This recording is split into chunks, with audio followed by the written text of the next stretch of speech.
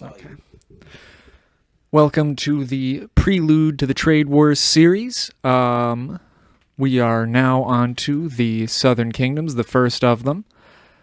Sarsia, the horse lords of the Orabi Plains, the proudest and wildest of the kingdoms of southern Atria. Let's begin. Seneca people and culture, where they came from and who they were. The southern kingdoms trace their origins back to a Tannic migration from the region modernly known as Centrum, the capital province of Tantorum, and the southwestmost region of the continent of Vas. The accepted reason for the migration are both spiritual and materialistic in nature, both aiding in the Ionic crusade against the Anaku inhabitants, as well as acquiring much-needed space for the expanding populations of Ionic mankind springing from the regions of Trinity southward. So right off the bat, with Seneca history, we have something of a contradiction to Tauric history. Whether or not this is factual or simply a difference in perspective can easily be argued one way or another, but the Southerners genuinely view their history as an act of aggression, whereas Tauric history tends to portray the conflict with the Anaku as something of a strong defense. This also informs us that when mankind emerged from the Trinity Forest, kind of irrefutably, that they emerged as a stronger force than they're really usually represented as in their early history, and that their Kramos Age, or their Bronze Age, was in full swing. That they had the numbers, not only to take over the greater regions of central Tantorum and start expanding out from it, but also to consider very rapidly approaching space concerns, as well as potential acts of aggression towards what they considered a cultural enemy.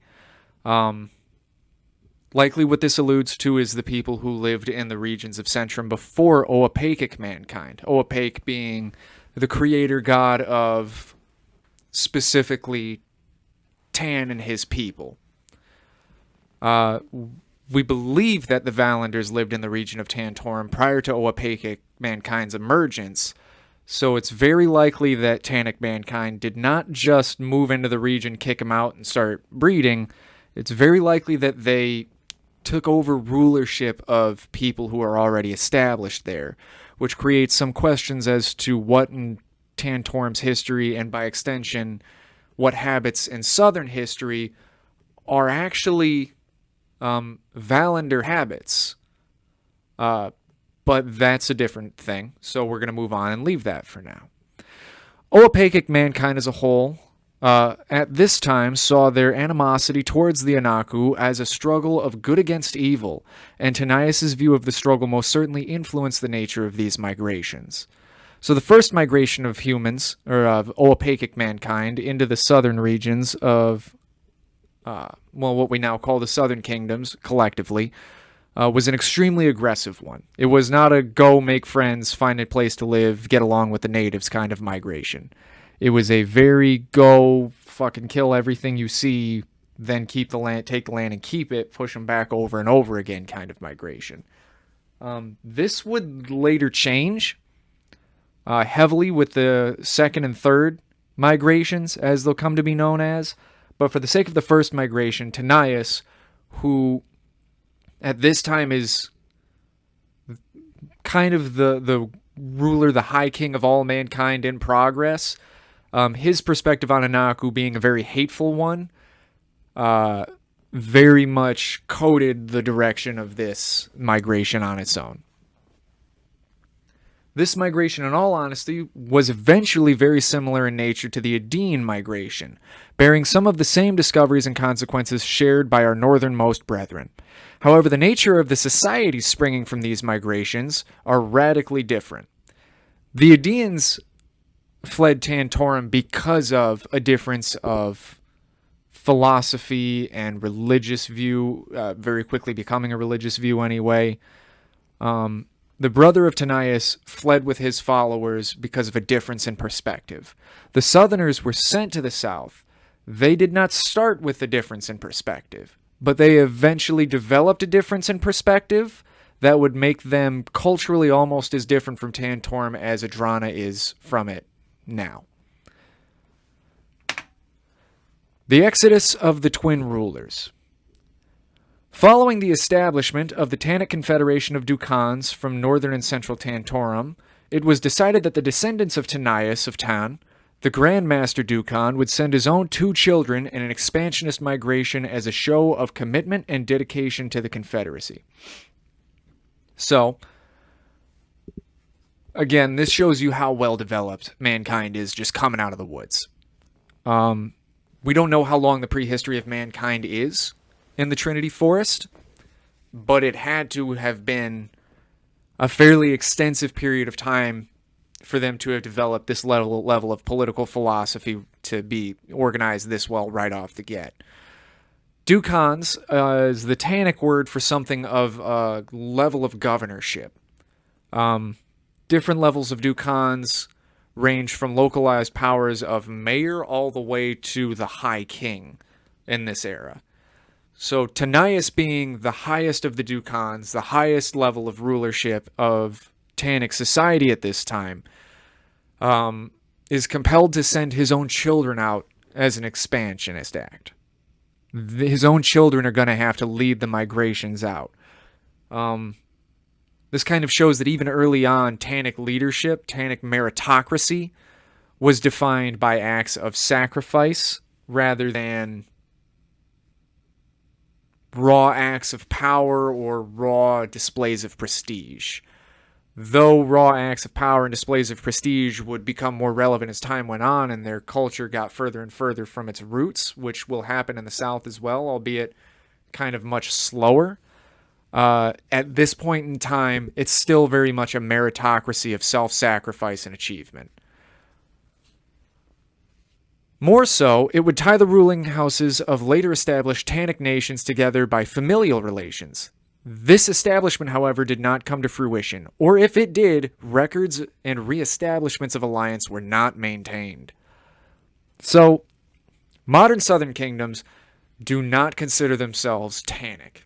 They consider themselves 𝚆𝚆𝒃𝒃, and there's kind of a brotherhood in that, but they do not consider themselves Tannic inherently.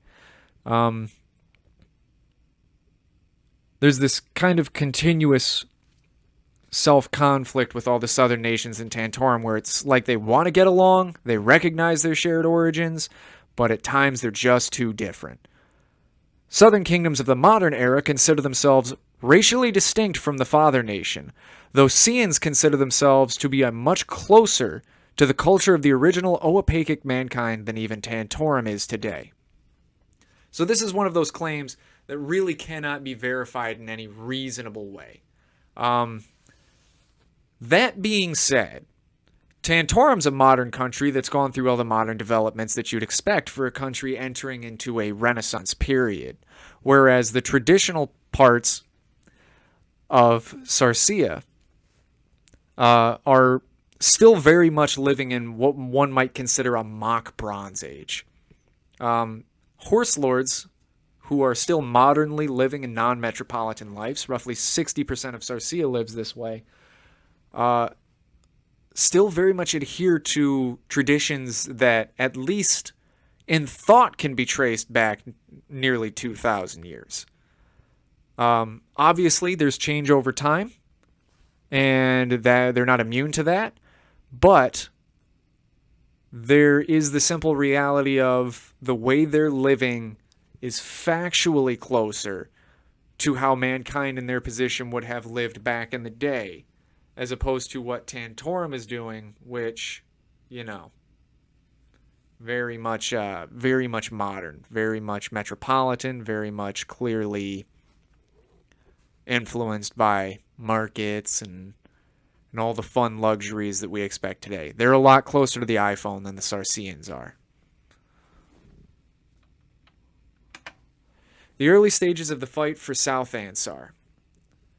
The first wave of southern migration was carried out and ended in the region now referred to as Orabi, a flat and fertile region in the northwest of the southern peninsula of Ansar, beginning in the year 419. Orabi, as a term, roughly translates to the sentiment of golden fields, extremely fertile yellow fields in a temperate region. This place is still today known for like a ridiculous level of fertility. When people look at what value this region has, it's not really resource rich. It's just fertile. It's the perfect place for a culture like Sarsia to emerge. Somewhat primitive in the way they go about their lives, but sustained entirely by a land that doesn't demand they change.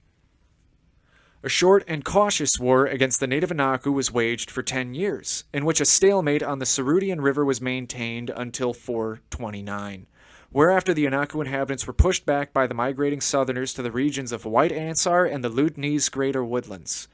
This is considered by many to be the first instance of tribal warfare in southern Atria, where small numbers of fighters would engage in ambush tactics. So there's a couple terms in that to explain. Atria is this interconnected landmass between what would become the southern kingdoms and Dubois. And the region it's talking about is roughly right here.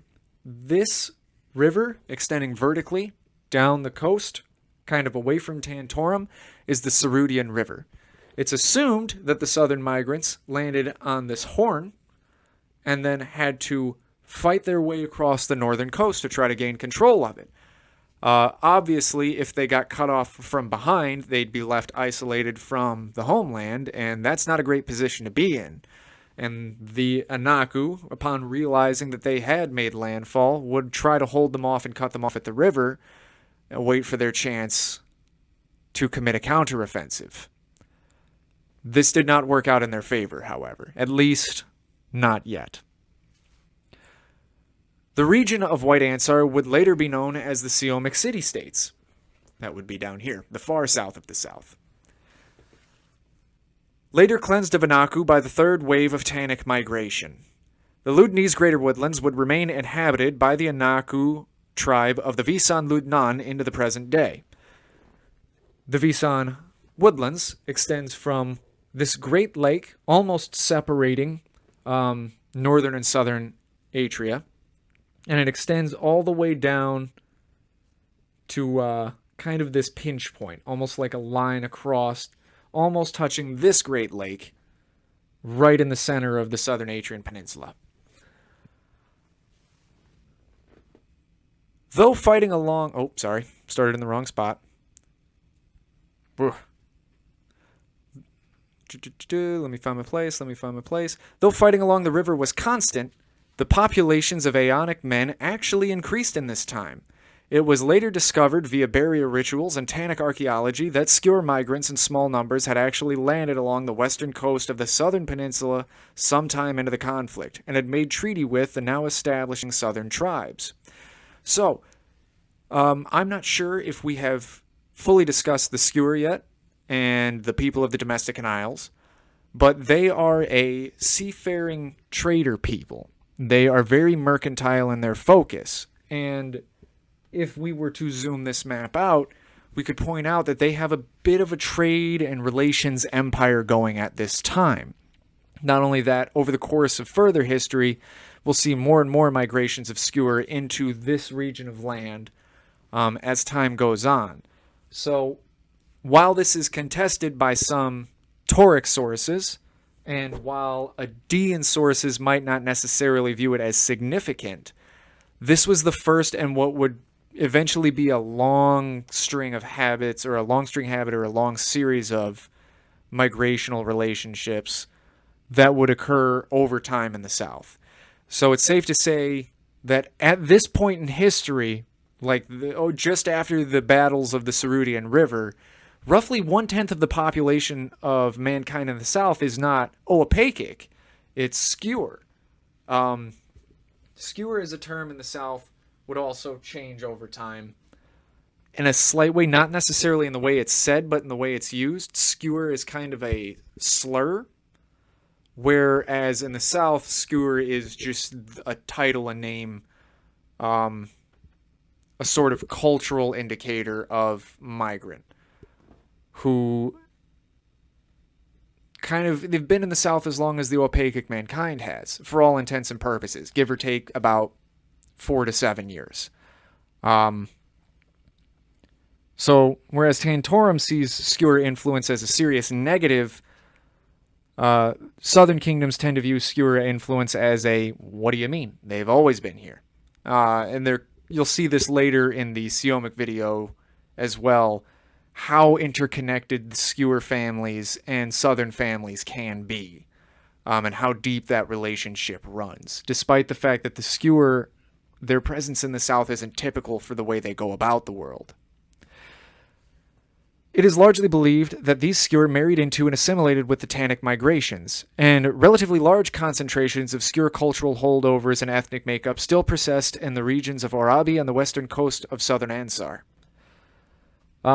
This one's fairly self-explanatory. You just, along kind of the northern and western coast here of southern Ansar, specifically the regions of Orabi, there's a lot of things you could see people doing, wearing, practicing in common with people you would see in the Domestican Isles and places that the Domestican Isles heavily influence.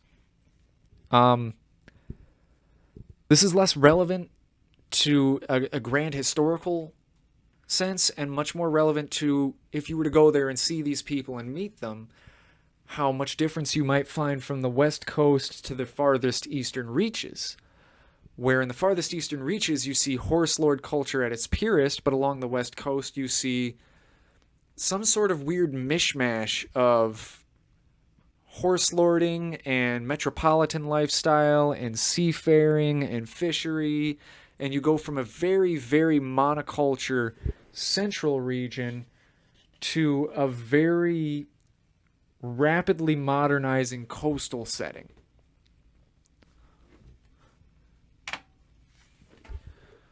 The daughter, the ideal. So now we're on to talk about the actual namesake of 𝚃𝚎𝚎, which, again, the name has changed over time. But the origins of its name is rooted in this woman, Senathos. Following migrations would occur, but those of us later identified as Sarcean would not join them.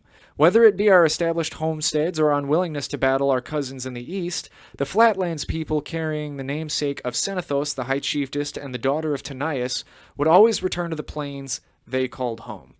This is alluding to the later schism between southern kingdoms, primarily between Sarceia and the kingdom of Rhone. They would have a similar schism that Tantorum and Adrana did. One of culture and perspective, specifically in regards to the Anaku people, their origins and their purpose, and their relationship to the world around them. Sarceia would have a similar schism with the 𝚃𝚎𝚎𝚎 people of the Tundra nations, or the Tundra cities, who would become to be known as the Merchant Princes later in history. That is less of an animosity event and not less relevant to the grand scheme of history, but it's just something we'll discuss another time.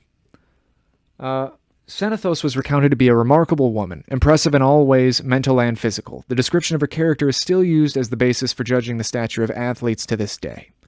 So to explain who Senathos was the sister of Rhodesis, and Rhodesis and Senathos were the twin children, the first children, and the twins of Tanias, who was the son of Tan. Tan was the man who led mankind out of the Trinity Forest, and his son Tanias was the first of the High Ducans. He is the one who kind of established the notion of human governance outside of the woods. What that has in similar to with human organization inside the woods, we still don't know. But the point is, this woman has a serious relevance in terms of mankind's history, being connected to our first leaders, the Jesus figures of Tantorum, essentially, becoming one herself to the nation of Sarceia. She is this ideal human being. Everybody in Sarceia wishes to live up to Senathos, but it's sort of this unattainable goal. Whether or not she was actually that amazing, or whether or not she's simply been mythologized throughout Cenn history, that's one for the scholars. But what is known is she had to be an extremely effective chiefess to maintain her position, because the amount of people she was in charge of and keeping control of at this time was a lot. It was more than we had seen from anybody but Tanais.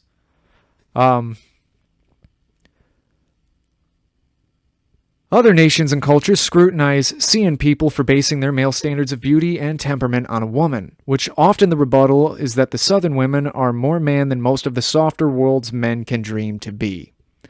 So this has to do with a lot. Southerners' perspective as a whole, and especially the Xian perspective of the outside world, or what Xians, other people might refer to as the civilized world, because the southern kingdoms are kind of socially developmentally behind the rest of the world. They view the rest of the world as kind of weak, as coddled. They've created societies to shield them from danger instead of societies strengthening them to take on danger. Again, that's a perspective. It's not factual, but it's a southern perspective. This also alludes to the fact that Xian culture is almost kind of romantic, in the sense of Tauric culture might value order and forthrightness and power and the manifestation of power, whereas the Xian culture, despite being kind of warlike, very, very much an aggressive warrior culture in its own mind, also heavily values notions of beauty and handling things with grace, that the delivery is as important as the message in their mind. For them, the notion of an exceptionally strong woman succeeding in like what is a man's role, that she fills both roles successfully, that's their notion of the ideal person. And you still see that in modern Sarsia with the way they kind of organize their families, that generally in Sarsian families, it's the mother who's in charge of everything.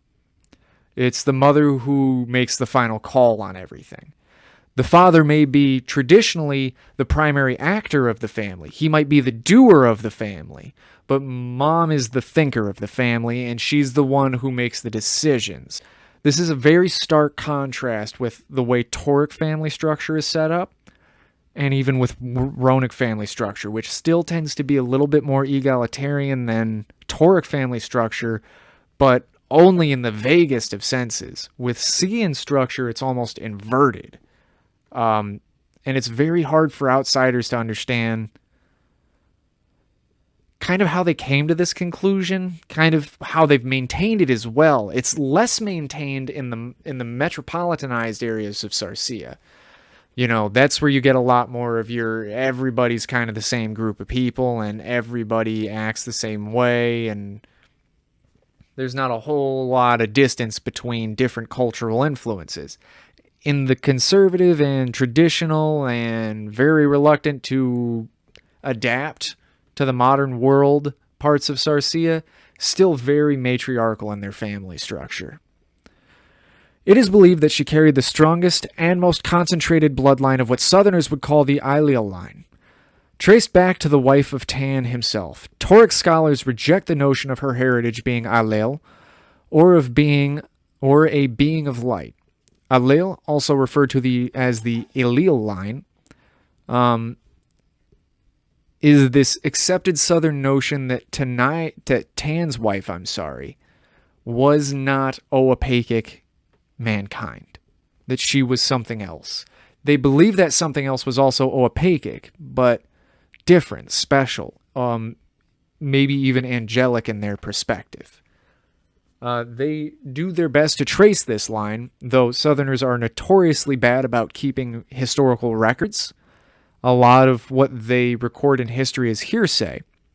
So, whereas Tantorum rejects the entire notion of something non-𝚊𝚘𝒔𝒄 mankind being in the royal bloodline and being representative of some kind of virtue or value in mankind, Southerners embrace that idea, and they don't... This comes down to they're not ashamed to admit, 25% of our culture isn't us. It's all eventually become us, but it didn't start that way. The Ailill line, or the beings of light, refers to the notion that individuals in the royal line of the Tantor, or of Tan's bloodline, have some sort of gift, or depending on which version of superstitious you're asking across the world, some sort of curse of animalism, bestialism, something jank, something weird. Southerners deny to the outside world it exists.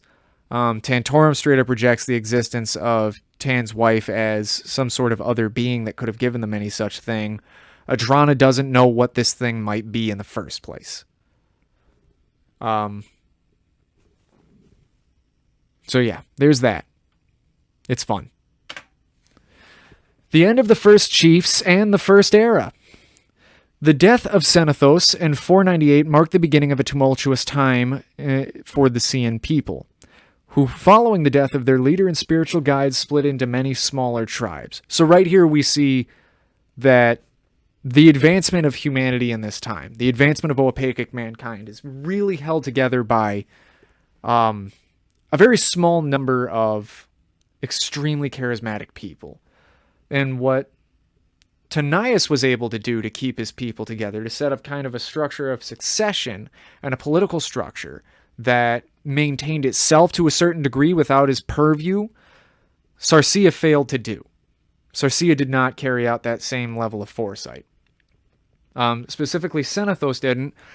And the thought is her mission was never really to establish a southern nation as it was to push the Anaku out of the south, and then whoever comes next will sort it out later. She was infinitely more the warlord than she was the governor, the political advisor, any such thing.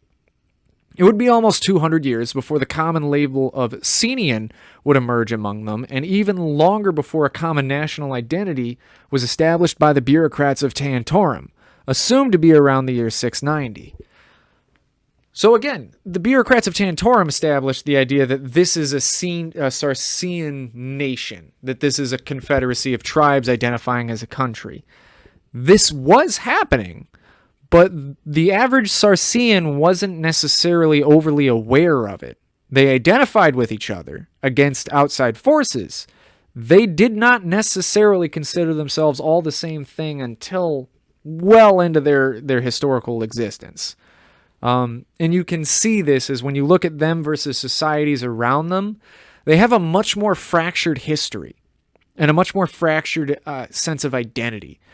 Forming political bonds or forming cultural structures for them is more difficult because individuals in 𝚃𝚎𝚎 still very much favor their own tribe, family, locality, much more than they favor the notion of, well, we're all this country. The sons of Senathos compose the majority of Cennian leadership, with all exceptions being well-proven individuals or the still living lover of Senathos, whose identity has been contended abroad but is still largely accepted to be a skewer lord named 𝚆𝚎𝚎 of Prebina. So there we hear that Senathos had sons, probably daughters too, but she had many sons by what we can assume and trace with the allele line in 𝚃𝚎𝚎 and extending into the Siomic regions as well. The reason this 𝚆𝚎𝚎 of Prebina would be contended is again the notion of the children of 𝚃𝚎𝚎, the children of Senathos, would be considered not purely 𝚆𝚊𝒃𝒃 mankind.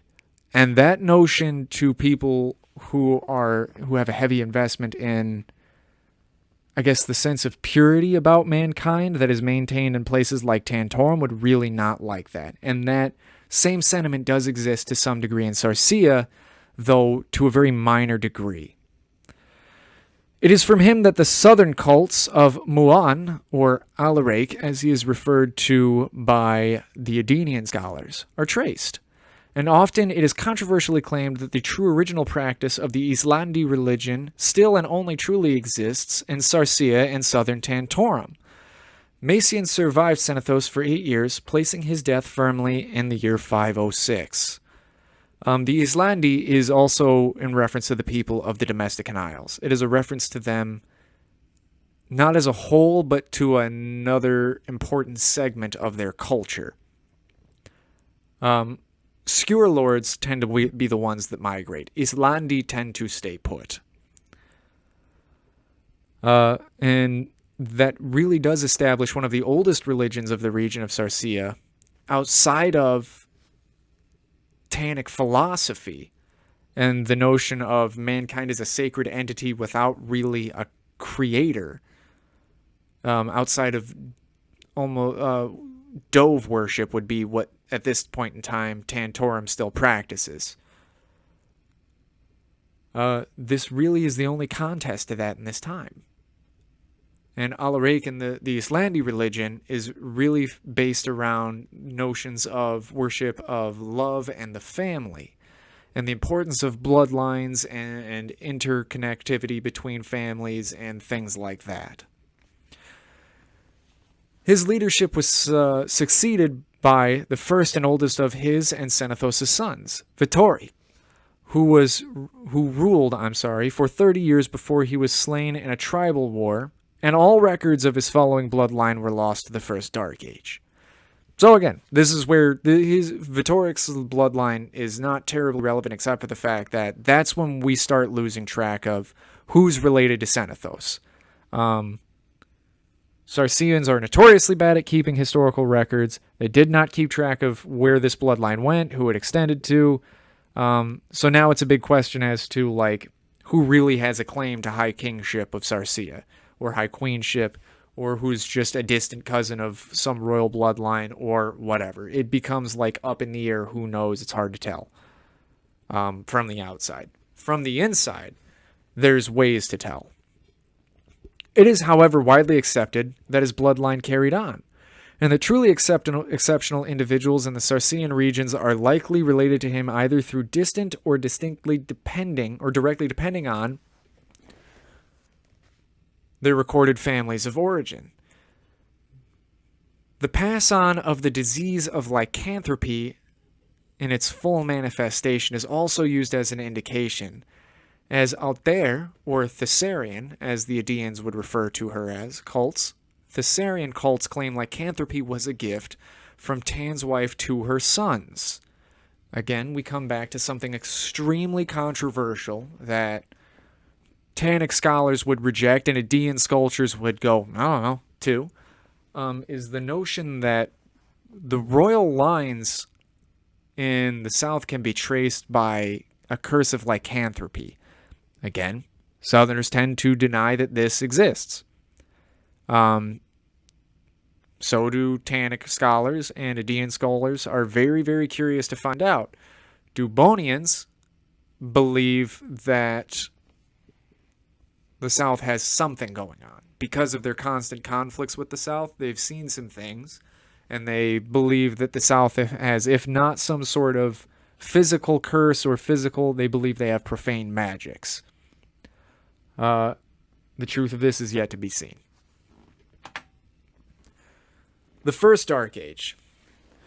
From the year 500 to the year 800, historical record breaks down in 𝚃𝚎𝚎, with the Rhonic people, Seomic people, and Mesotonic people of Tantorum all having different and sometimes conflicting accounts on the matters of leadership and historical occurrence.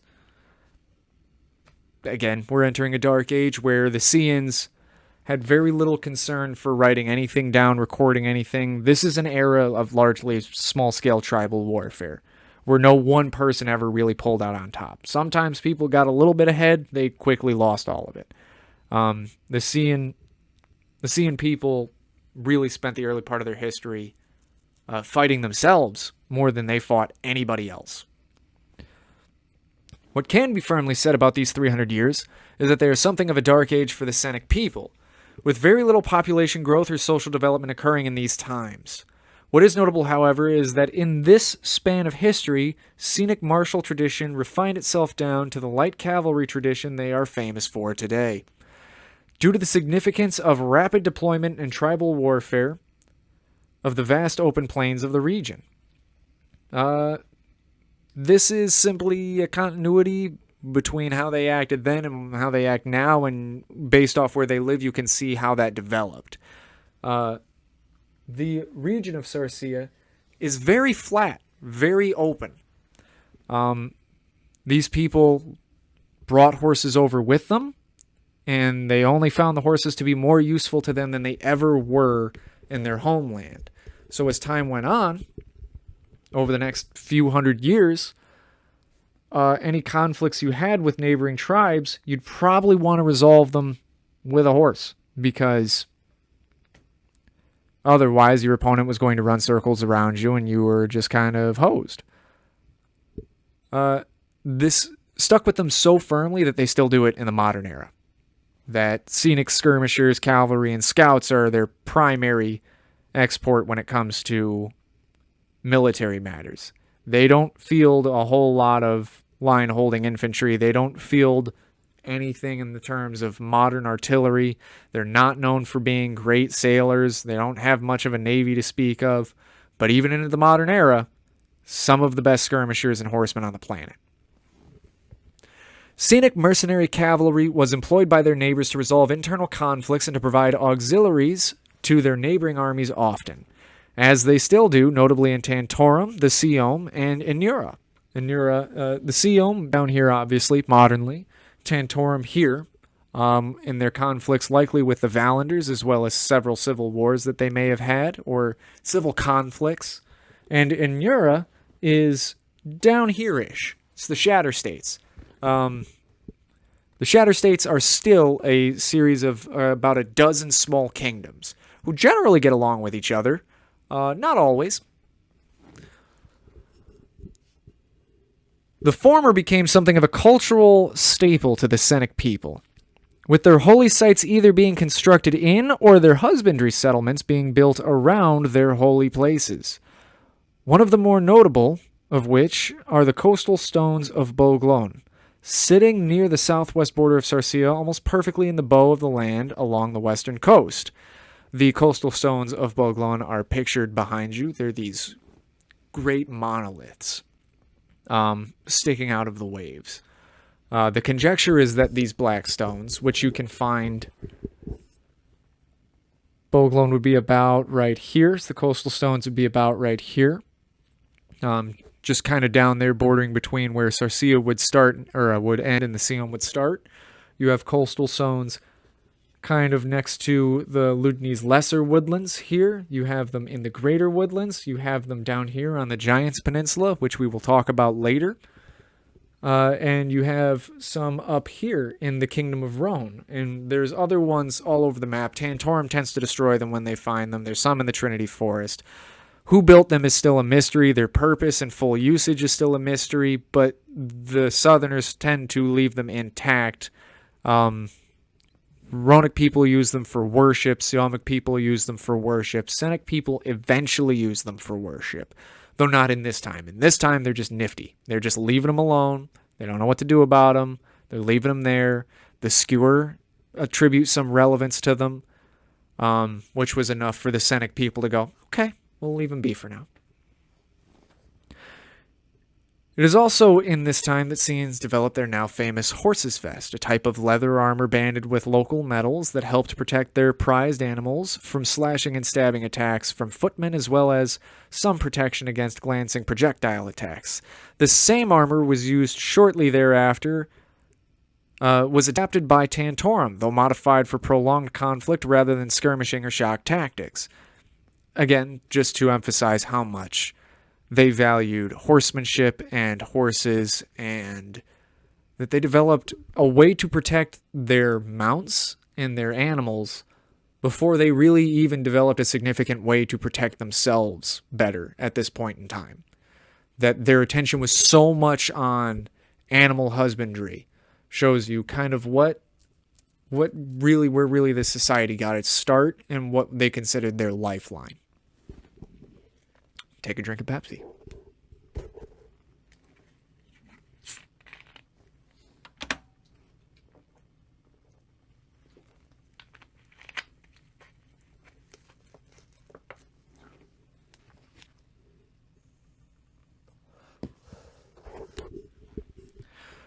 the Age of Light, and the birth of the 𝚃𝚛𝚎𝚎 cultish tradition.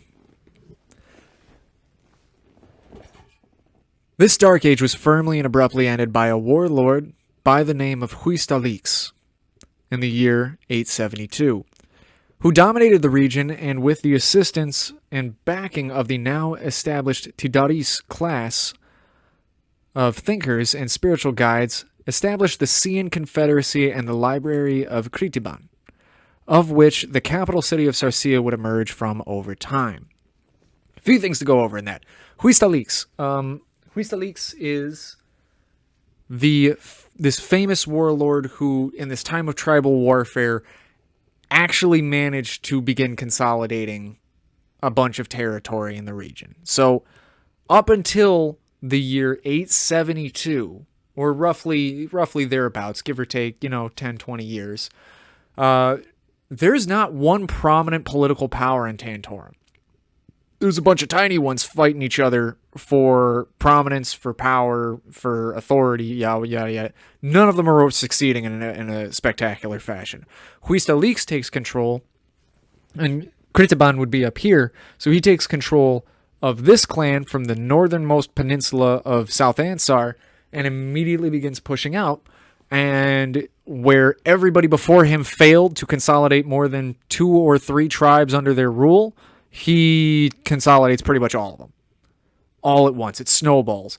Now, one of the kind of assertions of the time is that it was just that the 𝚃𝚎n people were ready to be led. That yes, he was a great warrior. Yes, he was a great war chief. He was a great general. All of these things, but also that the 𝚃𝚎n people were longing for something more than what they had been experiencing in history up to this point. On top of that, now we're talking about the 𝚃𝚎𝚎𝚍. The 𝚃𝚎𝚎𝚎 are this religious organizer class of thinkers in the south. They went to the Kingdom of Roan first, so they emerged in the Kingdom of Roan first. These are men trained by the Ludinese Anaku in ways of spirituality and religious organization. So we're now separate enough or distant enough from the wars with the Anaku and the Anaku purges that people informed by their way of life can assist in teaching people things in 𝚃𝚎 without immediately getting attacked. This does not mean that they had an easy time making ground in 𝚃𝚎. They did not. But with the backing of a chieftain, a very powerful and famous and relevant chieftain, people who didn't like it, even after, 400 years of hostility, kind of just had to deal with it for a little while. It is said that the city of Kritiban sits over the ruins of 𝚃𝚎's oldest settlement, the first camps of Senethos herself. It is from this library that the city from then on... It is from this library and this city from then on that much of 𝚃𝚎's history is recorded, and the mists of oral tradition and history influenced by other narratives is dispelled. So this is 𝚃𝚎's way of saying, now we have recorded history. From the year almost 880 onward, now we have concrete records of history, kept by the 𝚃𝚎𝚎 and influenced only by 𝚃𝚎n rulership and 𝚃𝚎n inputs, rather than having to deal with oral tradition that may be convoluted, may be coming from a certain perspective, might be coming from a different place, might be influenced by a different person's perspective on our culture. That oral tradition is no longer divided, so to speak. Now, whether or not it ever was in the first place, probably not. People of Skura origin living in the region largely favored the same historical perspectives that the 𝚃𝚎n people living in the region did. The 𝚃𝚎𝚎 took patronage over the local Muan, Alaric, as to the Edenians cult, as well as bringing cults of Altair, who would be the Edenian representation of Teresa or Theresa, Ruham, who would be the Tauric deity Dove, Betha, who the Edenians would refer to in their language as Opaque, and Bidasak, who the Skewer would refer to as Krykos. These guys consolidated 5 different religions, five-ish, eventually more, sometimes less. History is weird. And they consolidated under this broad term of southern cults. These are cultish practices. Different southern kingdoms have a cult they primarily focus on. The one that the 𝚃𝚌 mandate in areas in which they are in control is the worship of 𝚿𝚛𝚎, or 𝚃𝚛𝚎𝚕𝚎. In 𝚃𝚌, the 2 prominent cults are 𝚿𝚛𝚎 and 𝚆𝚊. As it says in the next point, though the worship of all was permitted, 𝚃𝚌 required the presence of temples to 𝚆𝚊 and 𝚿𝚛𝚎 at the behest of the 𝚃𝚌.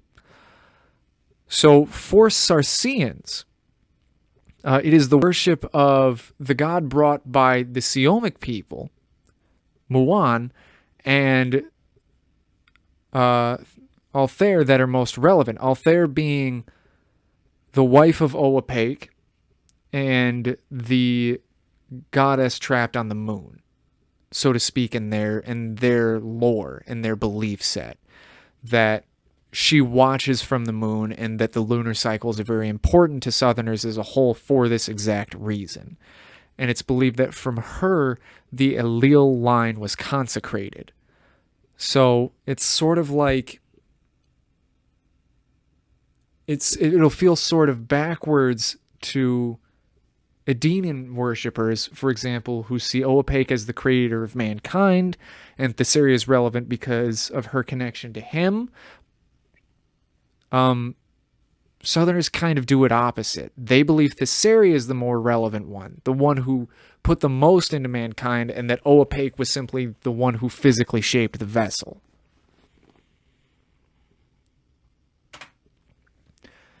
The succession of the chosen. In the year 890, the founding high chieftain 𝚃𝚌 established the succession rule of challenge, following the commonly held belief that true sons of Senathos would find their way into rightful positions of power as ordained by 𝚿𝚛𝚎. So, succession rule of challenge, it's a duel to the death for leadership. It's if you think your chieftain sucks, if you think your chieftain is betraying your people, is poorly representing you, is causing, in a sense, a mass lethargy, or if you're not growing, you're dying sense of terror, you can challenge him to a duel to a death for his position. And if 𝚿𝚛𝚎 favors you, or if you are a true son or a true child of Senathos, you will almost certainly succeed, because sons of Senathos wouldn't lose such a thing. Again, a lot of this is highly predicated on like might makes right, self-fulfilling, very base level prophecies, but it did work for them okay. Though bloodlines had become unverifiable, many claimants to various positions of power would emerge, leading to an exceptionally bloody time in Senian politics again. This did, however, establish an extremely proficient warlord class in Sarcia, and charisma became a prudent trait in leadership due to the fact that unpopular leaders were very consistently challenged and eventually defeated and often killed in bids for their position.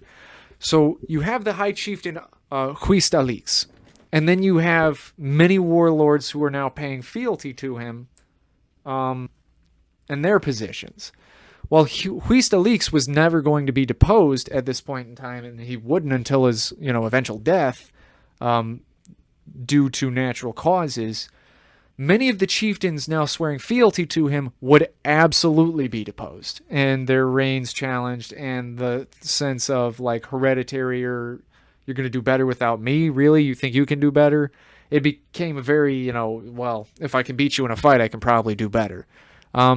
This is a very simplistic notion of philosophy and not the most effective at building a society, but for Saracens especially, it just made sense to them. It made sense to them. They maintained it well into the modern era. This is how these guys pick their leaders. They are not the best statesmen in the world. They are some of the best duelists in the world. Having more than 2 generations in power for a position of warlord or local lord became extremely uncommon until the then pre-modern era, with the only exception being the now 𝚃𝚎 line of Cenn nobles, first recorded in the year 898 but believed to be established by other names in various positions of social prominence much earlier. So the 𝚃𝚎 line is very, very relevant to the modern political sphere of the South. We'll get to that in a bit, but the thing to note is that the 𝚃𝚎 line comes from this region, the region where Kritaban is placed, the capital city of 𝚘𝚎𝚎, the region where Saracens first landed to invade the south, who at the time were simply 𝚃𝚔𝒔𝒄𝒆� mankind, Tannic mankind. The fact that the 𝚃𝚎 line traces itself so far back and is established so far back as a prominent family does a lot for them in the modern era, because not a lot of families in 𝚘𝚎𝚎, not a lot of royal lines survive quite this long. All lines would eventually follow specific succession preparedness practices, as established by the 𝚃𝚎 line of Cenn nobles, who began practicing what they would refer to as the Nonian method of succession in 1077. So again, we're getting that even though these guys are very established, they're also very smart. And certain people might accuse them of being tricky, overly clever, maybe even dishonest for this kind of thing. It's not in the spirit of the game, so to speak. Proponents of the 𝚃𝚎 line and the 𝚃𝚎 practices would be like, why, if you know the game, would you not prepare to play the game? We know what the politics of the area are, so we're going to get ready for the reality of the politics of the area. So to go on to describe the Nonian method of succession preparedness, the act of educating one's primary offspring heavily in the means of social decorum and personal martial prowess to survive the challenge process, not at all dissimilar to 𝚃𝚌. So we have this weird wraparound to Cenn nobles becoming more like 𝚃 nobles, in that 𝚃𝚌, while not being the exclusive political figures in Tantorum, 𝚃 are very much keep their power by being popular and by being proficient as warriors and leaders of men. And for the 𝚃𝚎 line, and again, the thing to remember is, while all of this history is happening, there's no closed borders on this map. For most people. For the Edenians, there's a few. For most of this southern history, 𝚘𝚎𝚎 and Tantorum are still talking. There's still people going back and forth, trading stuff. There's still people migrating back and forth. 𝚘𝚎𝚎 is a big, wide open place with space for a lot more people. There's still 𝚃 people migrating to this region to this day. So the fact that something not dissimilar from the 𝚃 political structure took root in 𝚘𝚎𝚎 wasn't weird, wasn't random. This is, Tantorum's right here, 𝚘𝚎𝚎's right here. It makes sense that the younger country is learning from the older one, especially when they still view themselves kind of as the brainchild or the true descendant of Tantorum's old ways. It is also in this time period that Cenn goods began to be more widespreadly seen abroad, alongside Rhonic and Siomic goods, largely from the region of 𝚘𝚎𝚎, leather and leather-working tools, as well as innovative and well-constructed tools of animal husbandry, began to spread out of the region. Notably, almost the entire continent uses Cenn horse stock and cattle modernly, with there being very few contenders for better or comparable riding horses or beasts of burden than the Cenn breeds that are still traded out from the region to this day. As time goes on, this will become less and less economically relevant to the continent, and it will hurt 𝚘𝚎𝚎 when it does. But in this point in time, a lot of 𝚘𝚎𝚎an wealth comes from animal husbandry, and there's no contest to the 𝚘𝚎𝚎an ability to breed animals for specific purposes. 𝚘𝚎𝚎an cattle you can get 𝚘𝚎𝚎an sheep, you can get 𝚘𝚎𝚎an woolly cows, you can get 𝚘𝚎𝚎an beef cows, you can get racing horses, you can get work horses, you can get war horses, you can get you name an animal that you would have to raise on a farm. Sarceans are raising it and trying to perfect it neurotically. To this day, there are certain Sarcean farmers who maintain that even though the thing that they and their family have raised for the last 500 years or whatever isn't popular, isn't overly useful, isn't overly profitable, it's just weird and different enough that they're keeping it. It's like, yep, my family raises goats with hair that extend to twice the length of their body. They're extremely difficult to keep, but they produce a lot of, and like, why not just raise normal goats, dude? Why not raise sheep at that point? And they're like, nope, nobody else has goats like us. We're raising these goats. You couldn't do it. Nobody else could make these goats. We made these goats.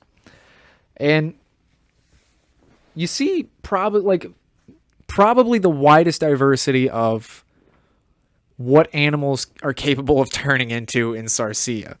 Most of them aren't as obtuse and pointless as that example. Most of them are good for something, but that's kind of their mindset. The ability to make a special breed and have your name on it. If there's a 𝚃𝚎 horse, yeah, that family is now famous forever because that horse is never going away. It's probably one of the best horses humanity has ever come across and worked with, and et cetera, et cetera, et cetera. At least for the purpose that it was built. For anything else, it probably sucks. At this point in history, the era from 850 to 12,000, the year, the Cean people are still viewed favorably by their father nation. Though endeared by their developments to be politically closer to them, Tauric scholars would view the Cean people as chaotic and unfocused, even power-hungry for the violent nature of their politics. So this comes down to Tantorum's becoming a civilized land, Tantorum's becoming a civilized country, where things are done by courts, reason, political process, legal process, and Sarcea is still very much a country of, my warlord's bad at his job, I'm going to go fight him. You can see kind of in that where Sarcea is still a fair bit behind their neighbors in terms of social development, where their neighbors begin making mass changes or mass adaptations to the world around them. Things like building large navies in upcoming conflicts or being able to have mass conflict without falling apart. Sarcea is never going to be tested in that way, not until very much the modern era. And when they do get tested that way, you can come all the way back to this 850 and say, oh, they were never ready. And from 850 onward, they're still never ready for what's about to happen. I'm going to take a drink of Pepsi real quick.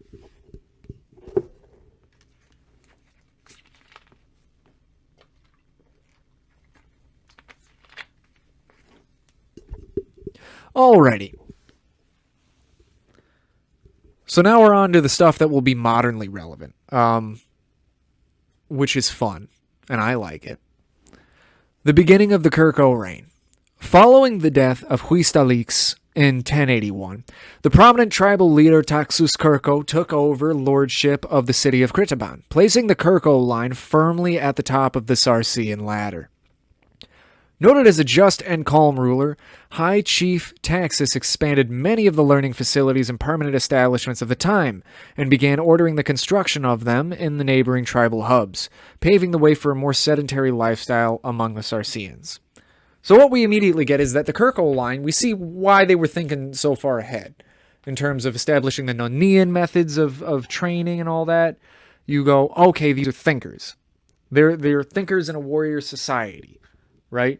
And they're doing a good job of keeping up. But they're trying to shape the world around them to be more like they think it should be. They're trying to educate the world around them, show them what made them the way they are.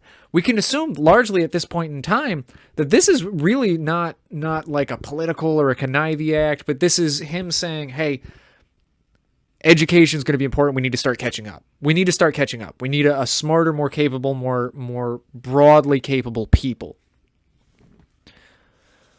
More conservative elements of the Sarcean tribes despised this change and had become accustomed to and attributed great spiritual value to the nomadic and non-permanent lifestyle of plainsmen. This unrest would boil over in the Ncian Civil War of 1099, with the plainsmen rebels ultimately losing the war but still being capitulated to, and the forming of the tribal council 2 years later in 1101. So, 𝚃𝚛𝚎𝚎 takes power in 1081. By 1091, 1095, something in that area, you're beginning to see changes from Kritaban out to cities nearby it, that they are becoming centers of learning, and that life is beginning to center more around these populated, let's call them pre-cities. They're not quite cities yet. They're cities in the sense that, you know, like an oppidum. A tribal industrial hub is a city. Things center around it. It's not really the biggest thing going on there. If you were to, it's more like the county's a city with a big important dot in the center. At this point in time, there's still a lot of Ncians living nomadically, establishing semi-permanent structures across the plains to kind of base their living habits around, but the fact that the plains are still so open that, when you look at maybe this region right here in between all these rivers, there's some cities near it, but they're largely able to migrate from area to area to feed large herds of animals, and that they have to establish semi-permanent or entirely temporary living structures to maintain their lifestyle like that, really shows you that they're developmentally way behind everybody around them. And they like it that way. They like their simple lifestyle. They switched fairly hard from invading and raiding the Anaku to being nomadic herders. That they just didn't want to change. They didn't want the world to develop around them past that. And that those of them who did want to see more of the world became great warriors, or great horse warriors specifically. So that even when they came home, even after they retired from that lifestyle, they were still in tune with this kind of nomadic husbandry lifestyle that they had back home. Anything that caused the focus to shift from that nomadic husbandry lifestyle to something more settled was very violently opposed by these more traditional elements of Sarcea. And I want to emphasize that while at this time these groups are at conflict, the High King and the Plainsmen, neither of these groups are evil. They're both in their own right completely correct in their assessment of what's happening. 𝚃𝚛𝚎𝚎 consolidated Sarcea because it was falling behind. It was about to fall victim to whatever decent-sized thing stepped in and took it. 𝚃𝚛𝚎𝚎 wants to advance his people as the rest of the world around them is leaving them in the dust, is moving firmly into eras of Renaissance and Enlightenment, and they're still, not effectively, they don't have really cities yet. They have things that kind of look and smell like cities, but they're not cities the same way Tantorum, or now the Kingdom of Rhone, or the merchant princes of the Seom have cities. Those are cities. Sarcea's got really big towns sometimes. And the plainsmen see all this, and they say, no, it's because we're not like them that we're good. Leave it alone. All of these people are correct to some degree. Now, it talked in that paragraph about the tribal council. We're going to emphasize a little bit more about this in the next point. The council was, and still is, seen as a method to prevent a trendy ruler from altering too much of the Sarcean way of life. And since then, positions of the council have been occupied by everything from prominent warlords and horse breeders of the land to native Tidari and to Tidari native to the Ncian region. So the tribal council is kind of like a singular system of checks and balances to the ruler. The ruler is supposed to be in charge of domestic and cultural law enforcement and domestic changes, whereas the council's supposed to control the military. So if the king starts doing some crazy stuff, he doesn't have all the power in the world to be like, nope, we're doing something completely flying in the face of our culture and traditions now. The High Chiefdom handled mostly domestic law and enforcement, as well as local courts and logistical planning. While from then on, the tribal council handled mostly issues of security and the policing of lords, though truthfully this largely amounted to selling Xian warriors to paying allies. So, we talked about this a little bit already, but 𝚃𝚌𝚎, in 𝚃𝚌𝚎 you were either a city dweller, maybe a merchant, maybe a fisher, maybe, I don't know, any number of things you could find in that kind of metropolitan zone in that large town. You're a central Sarcean, which means you're probably a horse lord or a farmer, or you're a warrior. And 𝚃𝚎𝚎, now that this whole constant state of tribal conflict has calmed down, has been reduced to duels between individuals and bids for leadership, you have a lot of warriors kind of with nothing to do.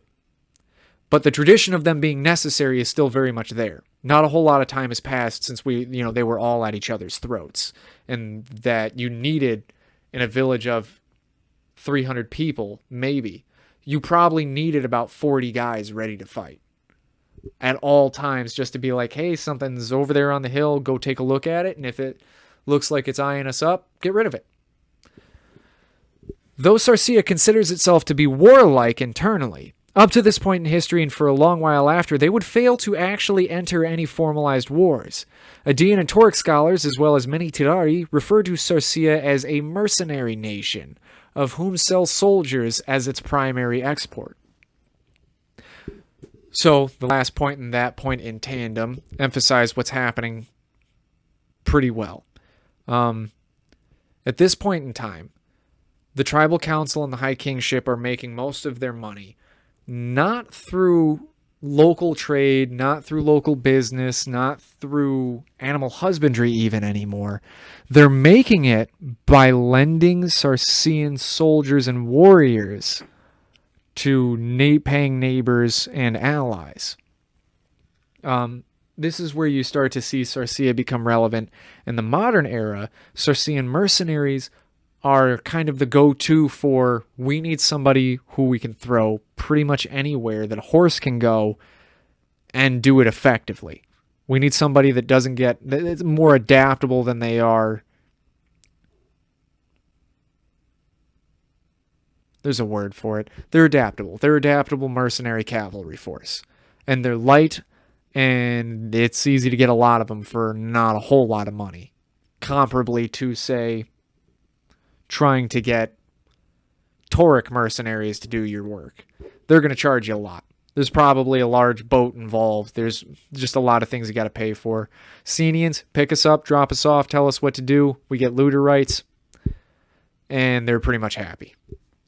Because life for them back home, simple. They don't need a whole lot. The economy there is a bit different from what the rest of the world is experiencing at this point in time.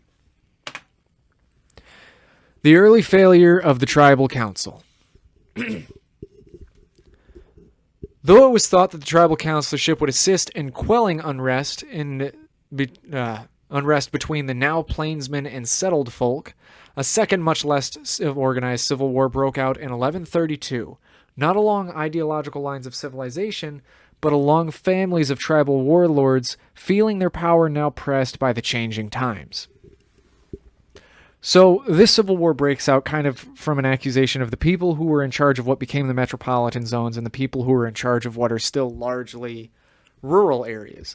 That these rural warlords are accusing the metropolitan lords of going along with something they know is stealing power from one and giving to another.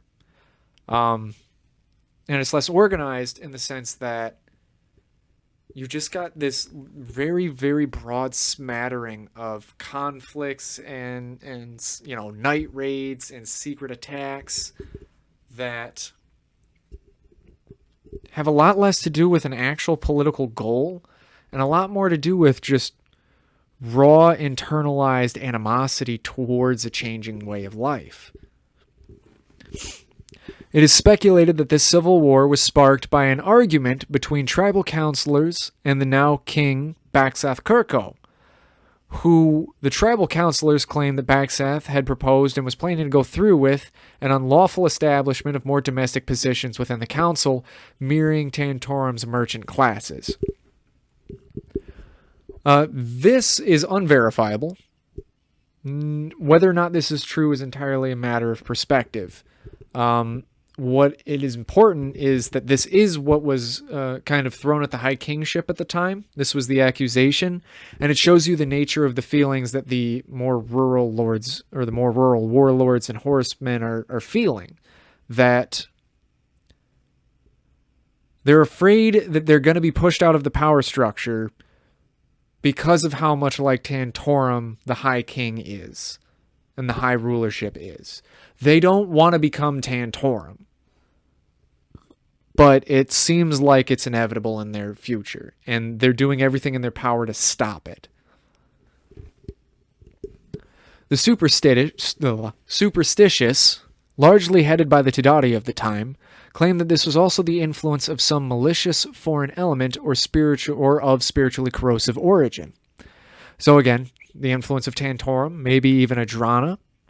The 𝚃𝚎𝚕 are doing everything in their power to make sure southern kingdoms stay like southern kingdoms. That being said, whether or not the advancement of Sarsia into a modern nation is necessitated by the world changing around them it's up for debate. They could stay the way they are, but then something could just come in and take them over, because Tantorum at this point in time is developing a military notably infinitely more terrifying than anything Sarsia has ever pulled off. It's just not... It's the argument of soul versus practicality, and in the history of Sarsia, the soul tends to lose. While the account of High King 𝚃𝚔𝒔 is that the tribal councilors were making passive threats of sedition, to which he would not bend. The resulting war caused the destruction of all but 3 Sarsian metropolitan establishments, those surviving being Critabán, Boglan, and Melara. Critabán being the still capital of Sarsia, Boglan being down here along the Siomic coast, and its nature being is a kind of a religious settlement, probably protected it, and Melara being just south of Critabán along the river is probably Sarsia's second largest trade hub of the modern era. Whether or not Melara escaped destruction because it was so important, or just because it wasn't relevant at the time, due to the fact that it's a coastal settlement rather than a central settlement. Nobody truly knows, but you could probably say it wasn't a priority target the same way cities in the center region would have been. This war raged on for 34 years, ending in 1166, with the now High King Crixaban succeeding 𝚃𝚔𝒔 7 years earlier. With the end of the war, the end of the independence of the plainsmen from the now metropolitan rulers ended as well, with the tribal council being subsumed by the high chiefdom and the councilors now being appointed from the high chiefdom and ruling over designated plains, all centered around metropolitan sites. So, in the very beginning, this extends from the coast inward. So, Sarsia is ruled from the coast, and as more cities are repaired, rebuilt, or newly built inward to the continent and the country of Sarsia, more councilor positions will arise. But now, rather than the council acting as a form of checks and balances to the High King, it is now simply a means of delegating governorship out from the High King. They're now going to start taking on the flavor of Tauric governors. So the plainsmen's bid for independence, or for the prevention of the modernizing of Sarsia into something akin to Tantorum, seems to have failed entirely. In that now, if an excuse was needed to turn the tribal council into something other than a representation of the people and their will, Oh, maximum file size reach on the recording. What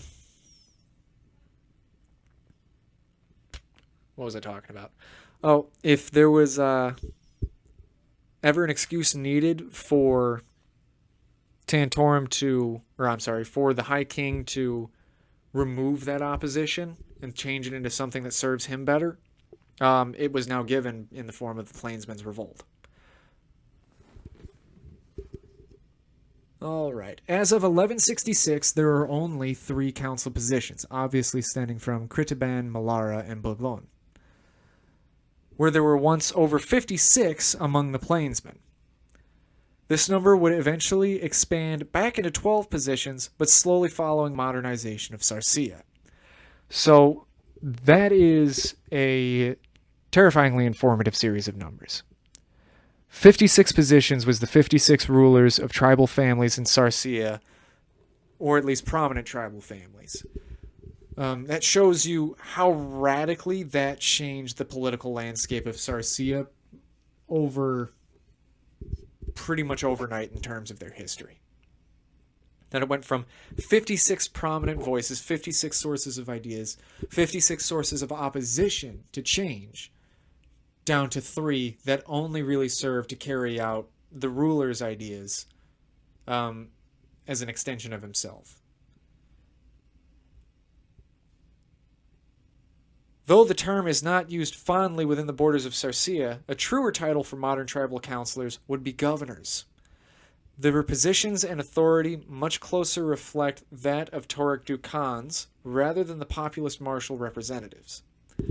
That's just a re-emphasizing of what I've been describing this whole time. They still refer to themselves as counselors, but the reality is they act as governors.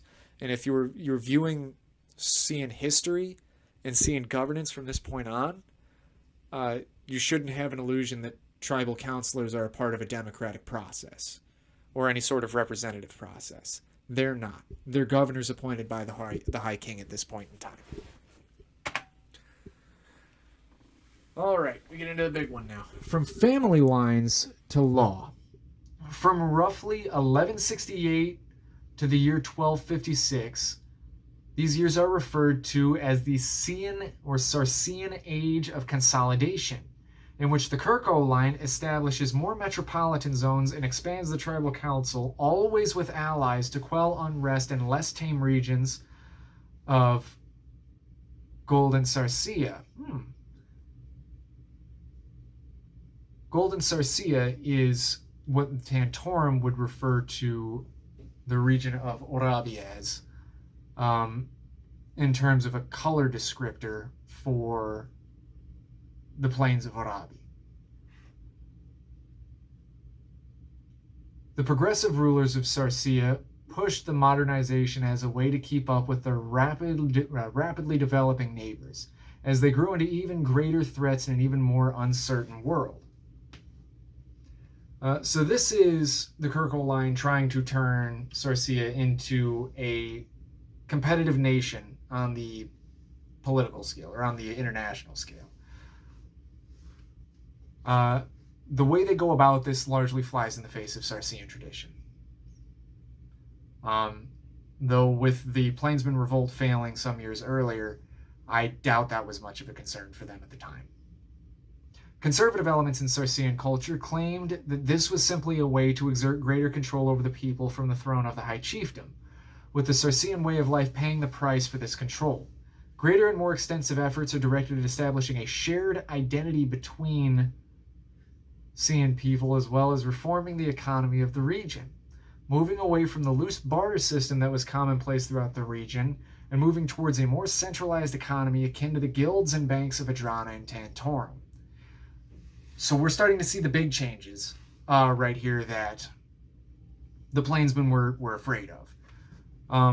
Up to this point, Tantorum was you work with stuff, you get stuff. There's no leasing, there's no lending, there's no real sense of landlording. There's people who have, people who don't, and if you don't, there's nothing stopping you from going somewhere else and getting. Now we're getting into the very, very difficult documentation deeds, like you can work for years and gain nothing from it type of lifestyle that you see in medieval serfdom, which is really just another fun word for slavery, and that you see in really, really stratified wage economies.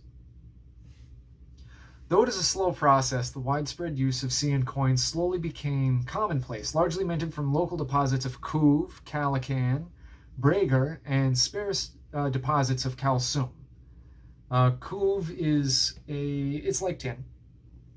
Very, very thin, malleable kind of metal. 𝚒 is iron. 𝚆𝚂 is similar to copper in many, many ways. And calcium is hard to describe. It's a metal that is capable of a lot of things, only found really prominently in the south, most prominently found in the Blue Mountains on the northern border of the Kingdom of Rome. Calcium is capable of doing a lot of things. It's useful for a lot of purposes. There's only very sparse deposits of it in the south. Or in the regions of Oravi. So they use it largely for coins and for valuable items, whereas a place like the Kingdom of Rome uses it for more practical purposes. As the barter economy is slowly but surely replaced with the market economy, more 𝚃s trade their shepherd and hunter lifestyles for the lives of metropolitan labor and mercantilism. This era is the greatest explosion of 𝚃 merchants abroad, and of the spread and loss and control of 𝚃 stock, as now many foreign individuals control enough of said horses and cattle to begin competing with 𝚃 breeders. While the nation dealt in manpower, the average 𝚃 tribesman or citizen could only aspire to be a great dealer of animals. So again, we're seeing as time goes on, the 𝚃 way of life gets pressed. Whether or not this is really the fault of decisions made in 𝚃 leadership, or whether it's the natural development of the world around them. It's probably a little bit of both, but the 𝚃 way of life is changing rapidly, and they're not ready for it. They're not accustomed to it. It's devastating to them internally to suddenly have to find a new way to live. Many 𝚃s begin emigrating to the regions of Tantorum and the Shatter States in Anura to the southwest, due to mounting economic pressure on the individual.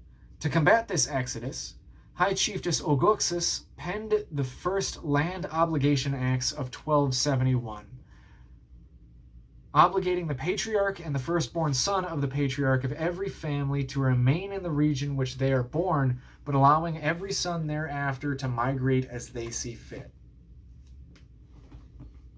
My mic came unplugged.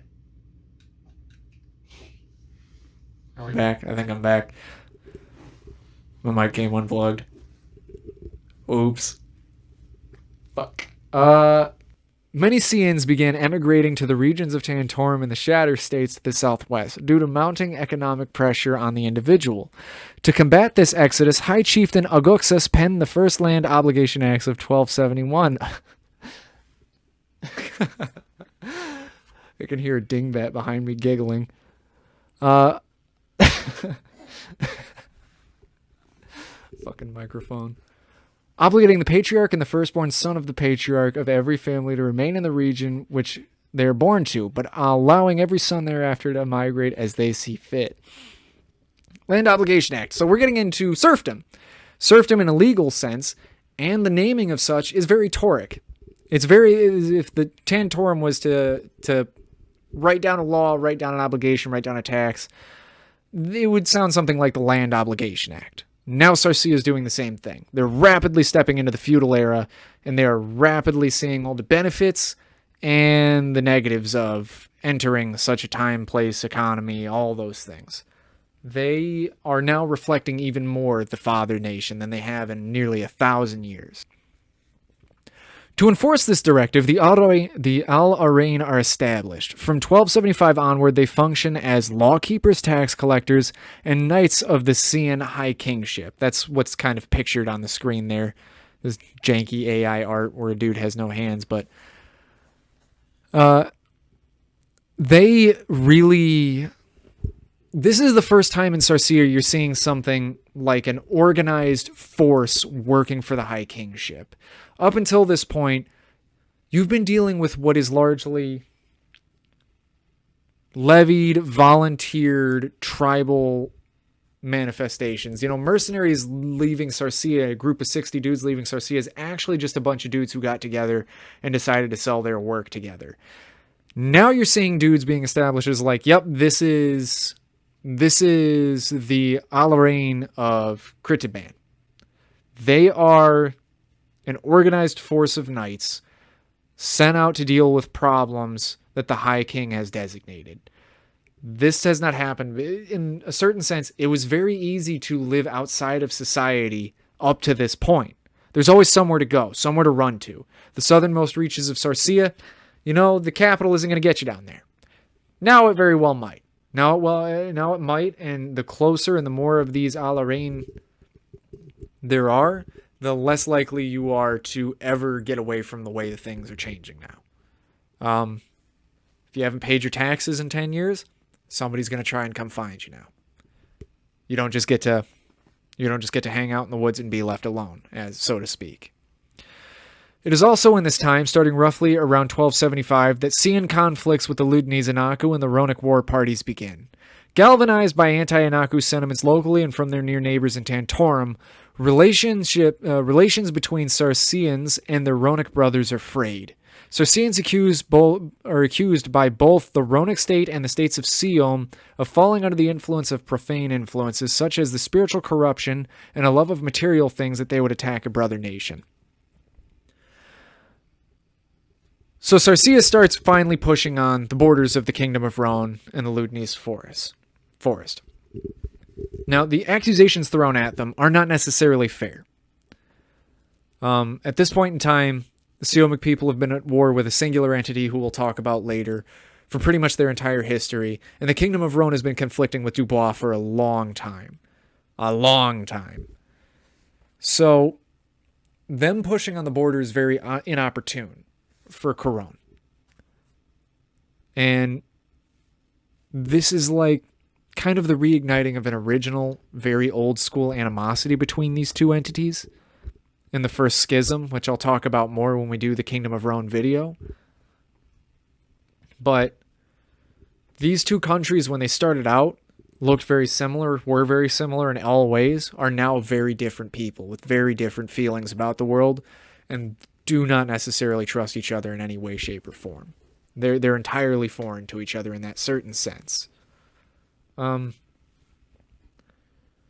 Whether or not the accusations of them becoming a people who love money are fair is entirely hypocritical at this point in time. What you're seeing is that 𝚘𝚎𝚎, once they were a very successful and almost wealthy nation, based off of how well they specialized into animal husbandry, they're increasingly becoming, in a general sense, a poorer and poorer nation as time goes on, by comparison to the world around them. They are not keeping up economically with their neighbors. The war between the future and the past. Following the year 1275, an extreme public difference of perspective exists among the public. The more modern minds of 𝚘𝚎𝚎 refer to it as the Age of Enlightenment, in which industry and technology rapidly accelerate in development. Metropolitan life becomes more luxurious, and global interconnectivity through trade increases. So, 𝚘𝚎𝚎 is allowing more influence from foreign influences at this point in time, and they're benefiting from it as well. The open borders, open trade, you know, they're getting to experience all the interesting things from across the world. A lot of this comes through Tantorum. A lot of it is just whatever Tantorum's buying, some of it's going to get sold to 𝚘𝚎𝚎 as well. Increasingly, this causes the metropolitan life of 𝚘𝚎𝚎an individuals to become more globalized. They look more like Tauric people, and if you were to take an Adenian metropolitan dweller, a Tauric metropolitan dweller, and a Senian metropolitan dweller, and put them all next to each other, they'd look a lot closer together than their rural counterparts of their respective nations would. while more traditional elements of 𝚆𝚎𝚎 population refer to this as the Age of Oppression, in which lifestyle of the plainsmen is slowly but surely choked out by the expanding mercantile and metropolitan powers of the time. This is just that, the final nail was already put in the coffin. The coffin's being buried now. The nomadic lifestyle is completely gone. Animal husbandry is being whittled down to a few extremely prominent breeders. The average person does not have that kind of economic power, personal freedom anymore. What can surely be said as a shocking occurrence is that for the first time in Southern history, foreign individuals purchase ownership of Southern land. Primarily along the northern and eastern coasts of 𝚆𝚎𝚎, Tauric, Dubonian, and Edenian merchant guilds merchant interests take root in several plantation port establishments. And several plantation ports are established, selling resources in and from 𝚆𝚎𝚎 back to 𝚆𝚎eans and exporting them abroad with little profit or benefit to the local producers. So we're seeing kind of the advent of capitalism being introduced to 𝚆𝚎𝚎 from the outside, in its full brunt. 𝚆𝚎𝚎 is already kind of developing a market economy. At this point in time, Tantorum and 𝚃𝚛𝚎𝚕𝚞 have what we would probably think of as capitalistic economies. And those capitalistic economies are jumping at the chance to kind of take advantage of 𝚆𝚎𝚎ean openship and kind of their naivete about how this whole thing works. They don't realize how much they're being cut out of the process. And they're going to suffer for it into the near future. And that's the thing is, without a strong leader or a very aware leader protecting them, which they don't have at this point in history, the royal line as well as the political structure of the time is very much geared towards making money and establishing 𝚆𝚎𝚎 as a place of note, and hey, you should come here and do your stuff and pay attention to us. Please pay attention to us. We matter. They're not really concerned about how this is affecting the people as a whole. This was neither popular at the time nor is it looked at favorably upon Rhonic or Siomic peoples. This practice does shortly end, but for a reason all the more disheartening. I'm going to take a drink of Pepsi before we get into the next slide.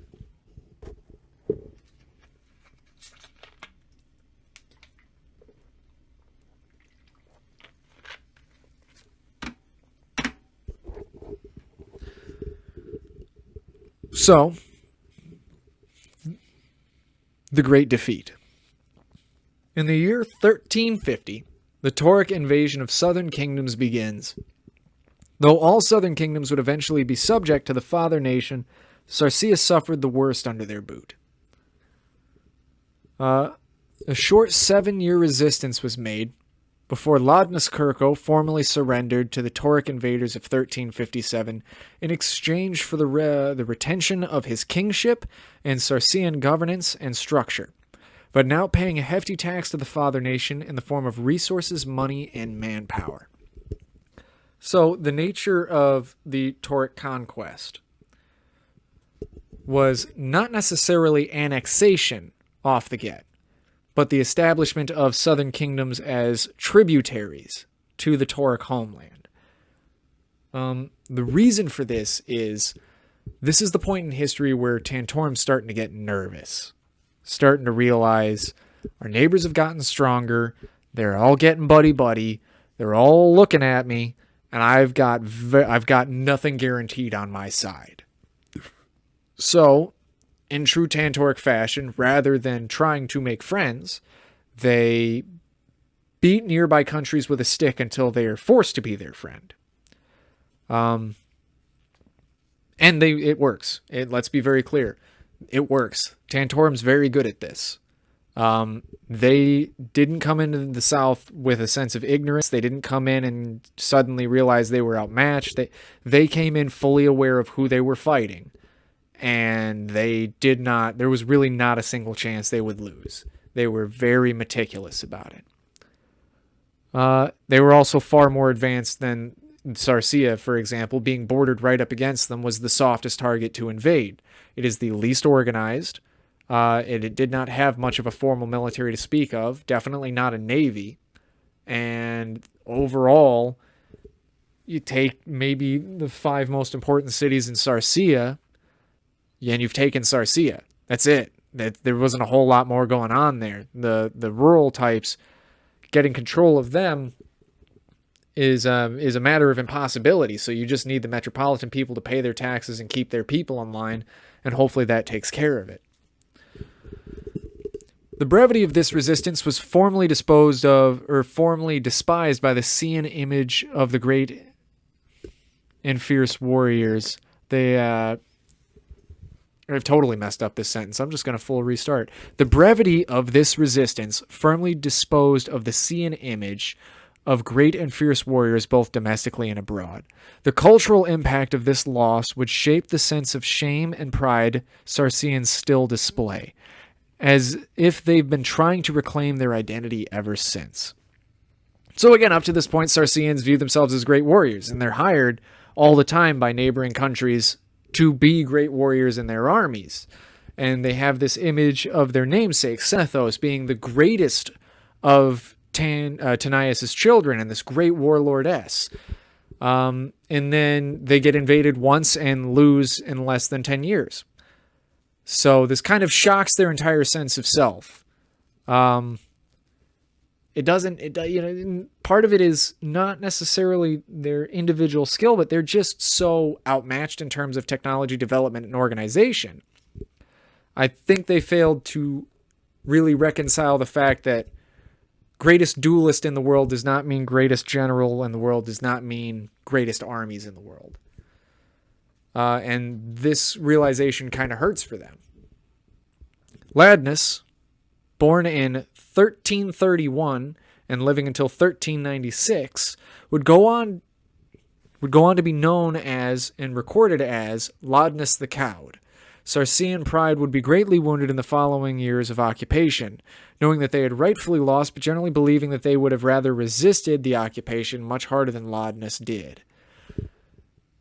So we see how much of Cenn organization right off this is based around the king and what the king says to do. The entire direction of the country at this point is determined by the king, and nobody now has a clue how to function outside of that. My bad. Some people do. The majority of them do not. Individual cities do not act independently. The tribal council does not resist without the king's word. Everything is subject to the king at this point in time. It's almost as if Sarsian politically has been domesticated, and that was the exact opposite of what they needed at this point in time. But too late, it's already been done. Though the following years were economically devastating, the infinitely worse occurrence was the shunning of Sarsian native culture and habits along the northern coast of Orabi. Again, traditional elements took issue with the high kingship and fell out of order, never amassing enough force to be a threat, but always being a reasonably capable dissenting force in southern Sarsia. It is in this time the metropolitan and mercantile hubs of Sarsia greatly expanded, now doubling as manufacturing and export hubs for the Tauric Empire. So again, the influence of the plainsmen and the tradition of the plainsmen, now southern Sarsia, has become unruly again, because of course it has. They repetitiously fail to change anything and repetitiously have their fears proven correct. As the world is changing, they are being forced to change with it. They don't like it, and now a straight up entire other foreign country is changing their nation, and they're freaking out. But at this point, the two following defeats of the plainsmen, as a culture and as a group of people, they've been firmly shut down. And they're now little more than just being recognized as bandits. They're bandits in southern Sarsia who make it exceptionally difficult to walk safely out there at night. Whereas before you could have seen them as the army of the traditional Sarsians, the old ways, the tribal warlords, the civil war they lost in the first place really brought them down to like your rabble rousers, and the second one brought it down to your muggers. You're not even rabble rousers. You can't. They're not much of a political force. They're just a concern in the less tame regions of 𝚆𝚎 for the average Tauric officer walking around alone. The cultural destruction of 𝚆𝚎. In the following 251 years, under the oppression of the Macedonic Empire, the whole of Sarcean life changed. Though some benefits were gained in the form of technology, such as greater preservation of food for the feeding of larger populations and the introduction of mass production of tools and weapons, most of life got worse. This comes to, as the economy changed in 𝚆𝚎, the individual ceiling of achievement changed as well. Most Sarceans would never amount to much more than serfdom or being a worker for an ever-decreasing amount of money. As the population increased and the demand for anything at all from 𝚆𝚎 decreased. The average Cian life had a very low ceiling of achievement, with most fruitful endeavors of the time being to enlist in the Tauric auxiliary services.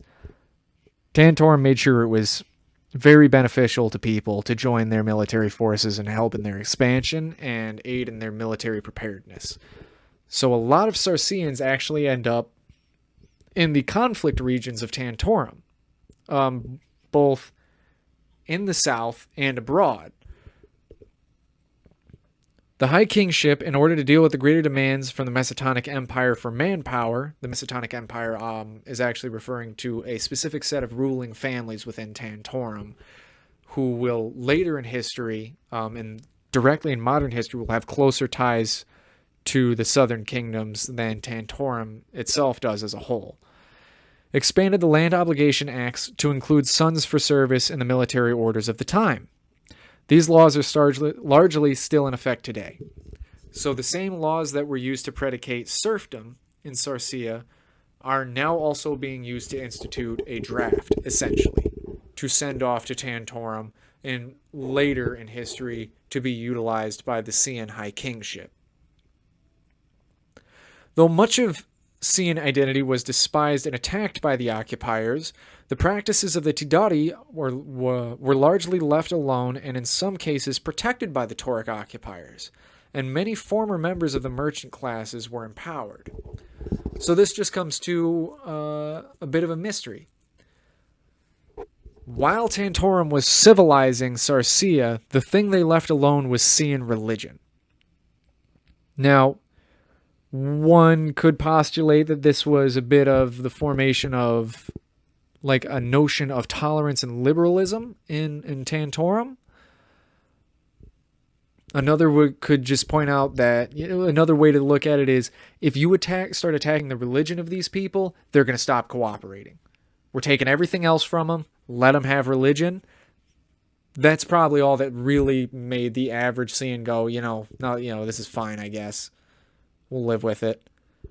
With the merchant class being empowered, this is how Tantorum's structuring their own society right now. So whereas 𝚆𝚎 was slowly turning into Tantorum over time, this is Tantorum just kind of square peg round holing Tantorum into 𝚆𝚎's structure and economy in the way they live. So suddenly we go from warlords being their most prominent political figures to local lords and landlords, and now it's merchant lords and guild masters and mayors and et cetera, where it's like, yep, we're just basically Tantorum now. We're Tantorum with a barbarian skin, kind of. The High Kingship still exists, and that's still expected to be a warlord position. The succession practices of Nonian now seem to include a comprehensive understanding of economics and world affairs, though at the expense of the original focus on martial prowess and charisma. So we're getting a more generalized leader.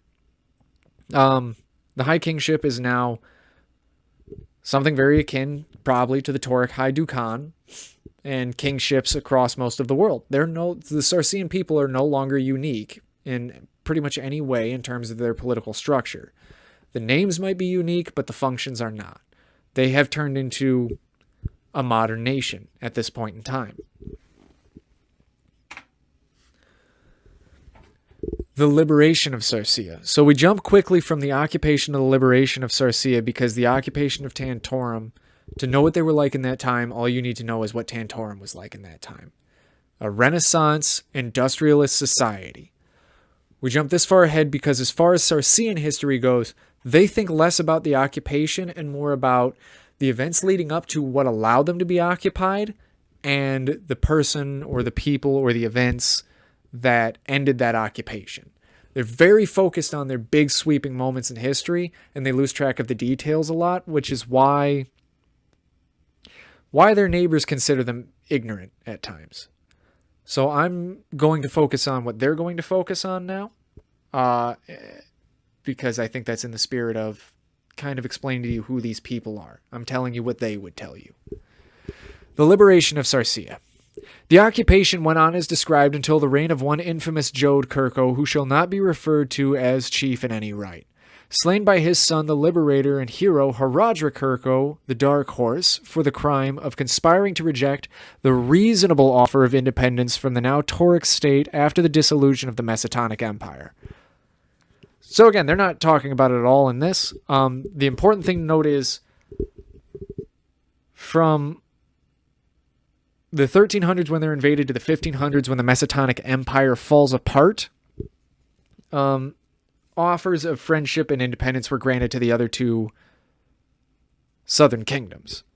Sarceia was not given that same offer, at least not openly, and there was different plans going on there, largely due entirely to the fact that they still very much seem like a Tauric group of people at times, and as time has gone on, have seemed more and more like a Tauric group of people, as opposed to the other nations, which as time went on seemed less and less Tauric. It is believed that 𝚘𝚎d planned on submitting Sarceia permanently to the regions of the Tauric Empire, allowing him to be a high dukan of the region of Orabi and living with all the luxuries associated with this position. Now, this is a very biased statement. Yes, that's all true. His life would have been much richer for having been that.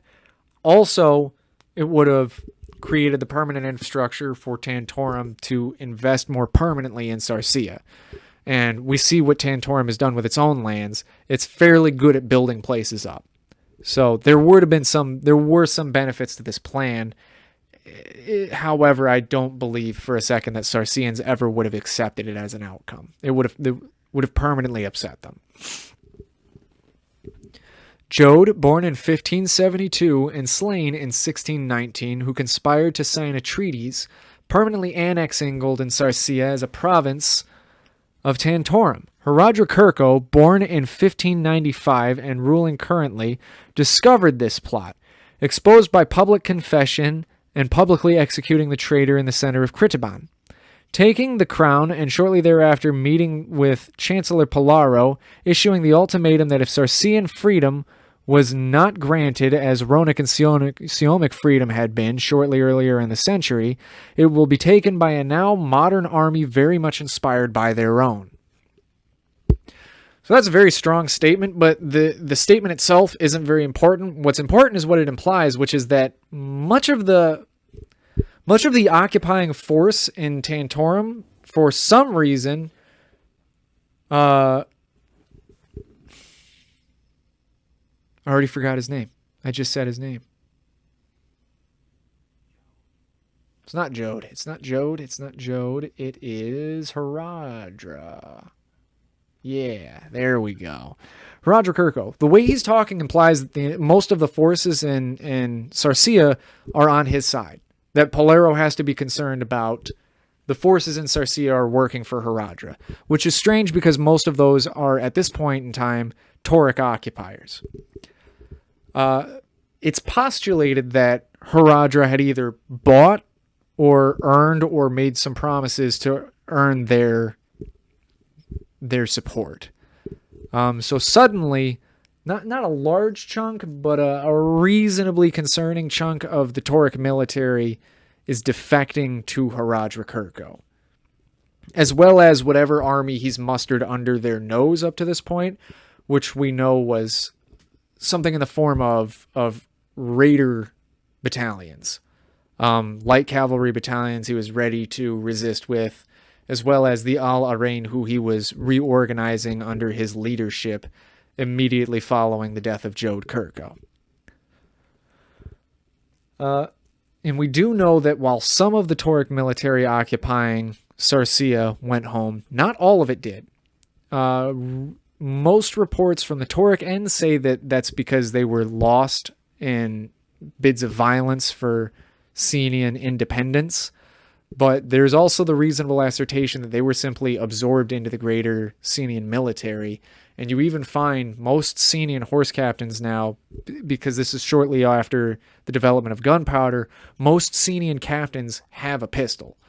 And it's like a status symbol for their captainship in the modern era. And it's thought that that's because those captains' positions were given to Tauric defectors, who also had their own pistols, kind of defining the kit of the role, so to speak. Paleiro capitulated with the Treaty of 1619, declaring the rapid deoccupation of sea and land in exchange for a last tax to be sent to Tantorum of double the usual annual size. Though costly, sea and freedom had been bought by a Sarcean, to whom Sarceans are all indentured and grateful. So again, Sarcea is poor. This is not new. This is not news. Them paying out the last of their money to buy their own freedom is pretty par for the course for what they're used to experiencing as a kingdom anyway. And this is placing firmly in the modern era. Sarcean independence is a new thing that they are very defensive of, and they're very eager to prove to the world that they're not just the punching bag of more important places. This heavily defines their mindset, and you see this in 𝚆𝚎𝚎𝚎 especially, where he is very determined that, like, at any given case, he's the one making decisions. Nobody's making decisions about him, about his place without him. Nothing's going on without his purview. But that brings us right up to the modern era. This brings up to somebody who's actively acting and doing things in the story as it's being written now. So that's the end of the Sarcean history as a generalization, and maybe you'll see these last named individuals mentioned or seen or named in the book as the story goes on. Maybe. And if not, you get to know that they're there doing nifty stuff. But yeah, I don't know how to end things like this. So, man, just like, All right.